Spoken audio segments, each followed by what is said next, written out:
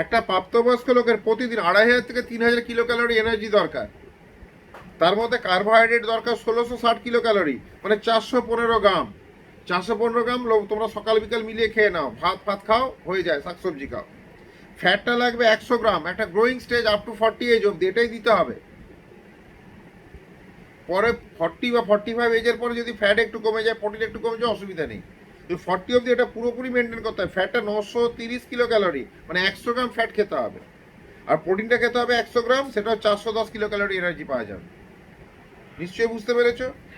যে সমস্ত প্রোটিন একটি মাত্র অ্যামাইনো অ্যাসিড দিয়ে গঠিত তাকে সরল প্রোটিন বলে, অ্যালবুমিন, গ্লোবিউলিন। একটা হচ্ছে অ্যামাইনো অ্যাসিড দিয়ে গঠিত। প্রোটিন মানেই অ্যামাইনো অ্যাসিড, প্রোটিনটা লাস্টে ভেঙে অ্যামাইনো অ্যাসিডে পরিণত হয়। আর যে সমস্ত প্রোটিনের সঙ্গে অপ্রোটিনের অংশ যুক্ত থাকে তাকে সংযুক্ত প্রোটিন বলে, যেমন হিমোগ্লোবিন, হিমোসায়ানিন, লাইপোপ্রোটিন।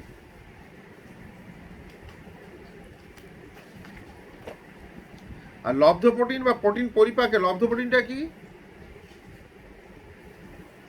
প্রোটিন পরিপাকের ফলে উৎপন্ন প্রোটিনজাত অংশকে লব্ধ প্রোটিন বলে, যেমন মেটা প্রোটিন, পেপটোন, পলিপেপটাইড, এগুলো প্রোটিনজাত খাদ্য পরিপাকের পরে যেটা উৎপন্ন হয় লব্ধ প্রোটিন বলে। যেটা পেলাম, আমি মাছ খেয়েছি, মাংস খেয়েছি, ডিম খেয়েছি, সেটা পরিপাকের পরে যেটা পাচ্ছি তাকে লব্ধ প্রোটিন বলে। ভিটামিন এর হবে ফিনোডার্মা রোগ হয়, স্কিনের ব্যাপার একটা।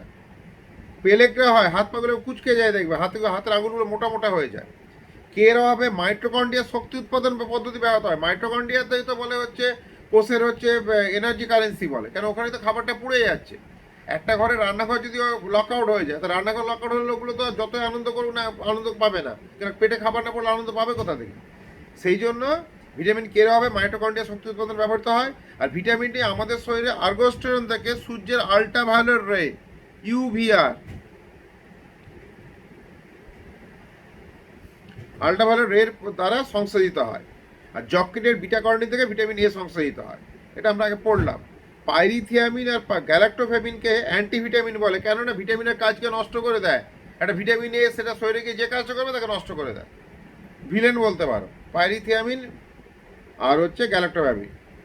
আচ্ছা, মিথাইল কোবালামিনকে ছদ্ম ভিটামিন বা সিউডো ভিটামিন বলে, মানে ভিটামিন না হলেও ভিটামিনের কাজ করে, মানে ছদ্ম বলে।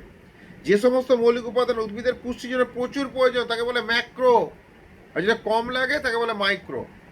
যেমন হচ্ছে কার্বন, একটা একটা লেটার দিয়ে যে এলিমেন্টগুলো শুরু হয়, দেখো কার্বনের সি, ফসফরাসের পি, অক্সিজেনের ও, হাইড্রোজেনের এইচ, পটাশিয়ামের কে, নাইট্রোজেনের এন, সালফারের এস। শুধু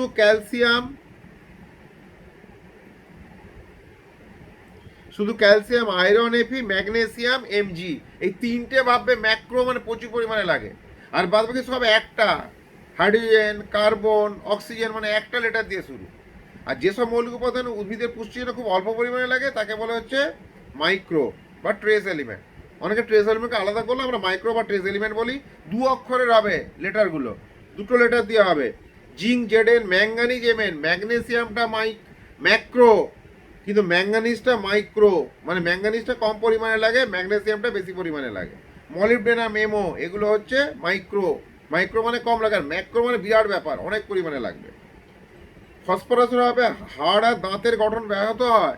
কেউ ফসফরাস যদি সামুদ্রিক মাছ কম খায়, ছোট ছোট মাছ কম খায়, ছোট ছোট মাছ, তুমি হচ্ছে এই মাছ মৌরলা মাছ খাচ্ছ, তা টক খাচ্ছ, ঝোল খাচ্ছ, ঝাল খাচ্ছ, যাই খাচ্ছ, ও চোখ থেকে নিশ্চিত যে ফসফরাস রসের মধ্যে মিশে যাচ্ছে, সেটা মাখিয়ে গেলেও তোমার শরীরে ফসফরাসের যে ডেফিসিয়েন্সিটাকে হচ্ছে সেটাকে ও হচ্ছে এ করে দেবে, সার্ভাইভ করে দেবে। আর সোডিয়ামের অভাবে কি হয়, পটাশিয়ামের অভাবে স্নায়বিক বিশৃঙ্খলা, হৃদস্পন্দনের হার বৃদ্ধি, পেশির অসরতা দেখা যায়।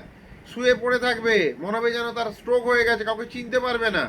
আবার ওই ফ্লুইডগুলো দিয়ে দাও, সোডিয়াম ম্যাগনেসিয়াম, আবার সোজা হয়ে যাবে। ম্যাগনেসিয়ামের অভাবে হচ্ছে অনিয়মিত হৃদস্পন্দন হয়, পেশির খিঁচুনি হয়, মৃগী রোগীরও লক্ষণ হয়। খিঁচে যাবে, তখন তোমাকে হচ্ছে এই দিতে হবে, ম্যাগনেসিয়াম শরীরে দিতে হবে, দিলেই ঠিক হয়ে যায়। কারণ potassium, magnesium, sodium level fail করেছে। আর মৃতজীবী পুষ্টি মানে যেটা মরা জিনিসের উপরে গ্রোথ হবে এবং তাদের সঙ্গে কারো প্রতি তার দায়বদ্ধতা নেই। খড় পচে পড়ে আছে, তারপর ছাতু হয়ে গেল, খড় ছাতু, এটা মৃতজীবী পুষ্টি। মৃতজীবী মানে পরস্পরের উপর ভিত্তি করে। পরস্পর ভিত্তি মানে কি, ধরো কোনো ছেলে তার কাকু বাড়িতে থেকে পড়াশুনো করছে, গ্রামে বাড়ি, কাকু শহরে চাকরি করেন, পড়াশুনো করছে ছেলেটি, সে হচ্ছে কাকু বাড়িকে টাকা দেয় না। কাকুর মন খারাপ, কাকিমার মন আরও খারাপ।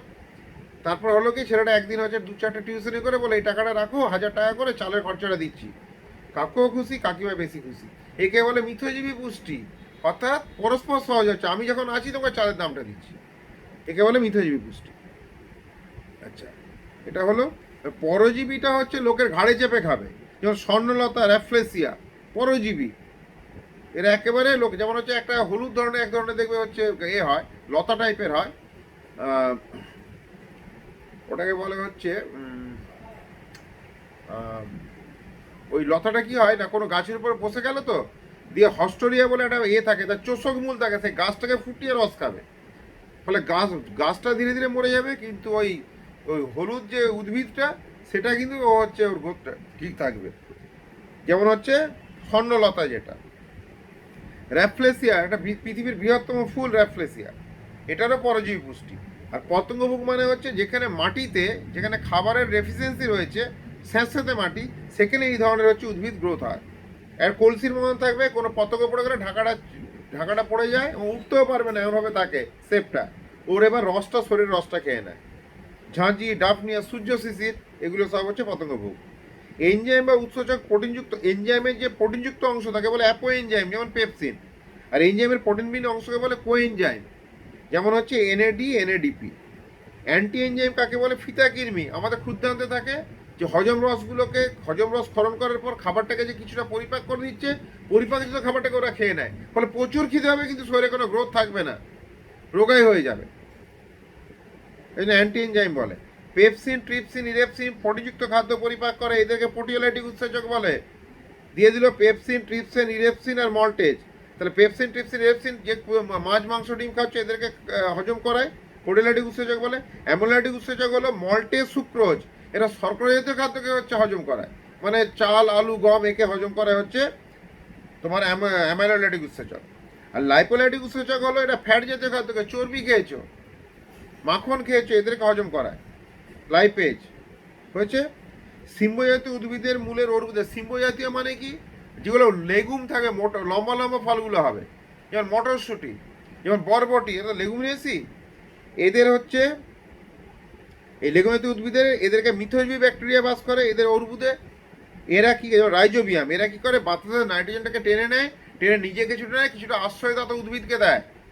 ধরো হচ্ছে মোটর গাছের গোড়ায় যদি শেকড়া খুলে দেবে, গোল গোল অর্বুদের মতন আছে, ওখানে রাইজোবিয়াম বাস করে। এরা কি করে, বাতাসের নাইট্রোজেন নেয়, কিছুটা কিছুটা নিজের নেয়, বাকিটা নাইট্রেট করে উদ্ভিদকে দেয়। উদ্ভিদ বাতাসের নাইট্রোজেন নিতে পারে না, নাইট্রেট হিসাবে নেয়, সেটাতে হেল্প করে দেয় তোমার হচ্ছে এই রাইজোবিয়াম। এই জন্য এদেরকে বলে হচ্ছে, এদের মিথজীবী ব্যাকটেরিয়া বলে, এইভাবে এরা হেল্প করে। এই জন্য মিথজীবী মানে পরস্পর সহচর্য, উদাহরণ দিয়েছিলাম। আর হস্টোরিয়া হলো পরজীবী উদ্ভিদের চোষকমূল, স্বর্ণলতা, যেটা বলেছিলাম। দেখবে হলুদ রঙের পুরো লতার ছোট ছোট পাতা থাকে, সেই গাছটার উপর চেপে গাছটা থেকে শুষে খাবে, গাছটা ধীরে ধীরে মরে যাবে। আর গ্লাইকোজেনের গ্লুকোজে পরিণত হওয়াকে গ্লাইকোজেনেসিস বলে। একটু বলে দিতে হবে ব্যাপারটা কি। ব্যাপারটা হচ্ছে যে আমরা যে খাবারটা খাই, খাবারটা খাওয়ার পর সরল তরল হয়, শোষিত হয় রক্তজলক দ্বারা, ক্ষুদ্রান্তের বাইরে রক্তজলক আছে, সে টেনে নিয়ে দিয়ে দিলে হচ্ছে কাকে, প্রতিটা কোষে চলে যায়। কোষ কোথায় আছে, সেল কোথায় আছে, মাথার চুল থেকে পায়ের নখ অব্দি সেল আছে। তাহলে মাথার চুল আর পায়ের নখ কাটলে লাগে না কেন, বলবে নার্ভ নেই, স্নায়ু নেই, সেল আছে। যদি নখের সেল নষ্ট হয়ে যায়, তাহলে নখ পচে যাবে। চুলে যদি সেল নষ্ট হয়ে যায়, চুল উঠে যাবে। তো এই যে সেলগুলো, এই সেলের ভেতরে ঢুকে যাচ্ছে গিয়ে খাবারটা, এই খাবারটা ঢুকে কি হয়, গ্লুকোজটা গ্লাইকোজেনে পরিণত হয়ে যায়, ঢুকছে গ্লুকোজ হিসেবে ঢুকছে, কার্বোহাইড্রেট জাতীয় খাবারটা গিয়ে পুড়ে যায়, পুড়ে গিয়ে যে খাবার পুড়ে গিয়ে এনার্জি দেয়, আর বাকি অংশটা গ্লাইকোজেনে পরিণত হয়। তাহলে যে খাবারটা খাচ্ছি সেটা গ্লুকোজে পরিণত হয়, মাইটোকন্ড্রিয়াতে যায়।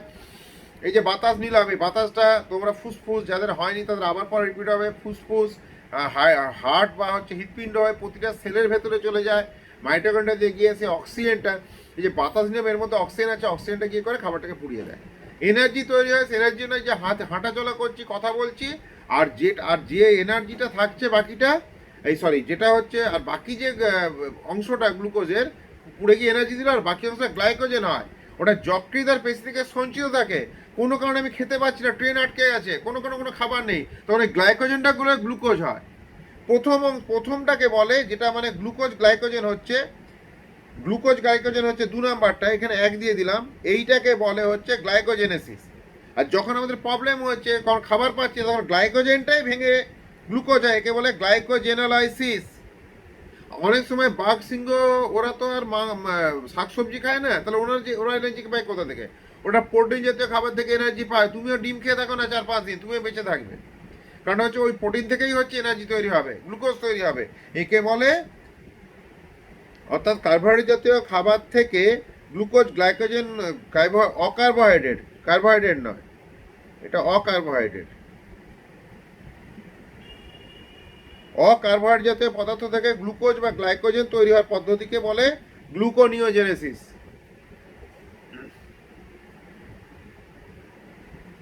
কেটে দিই।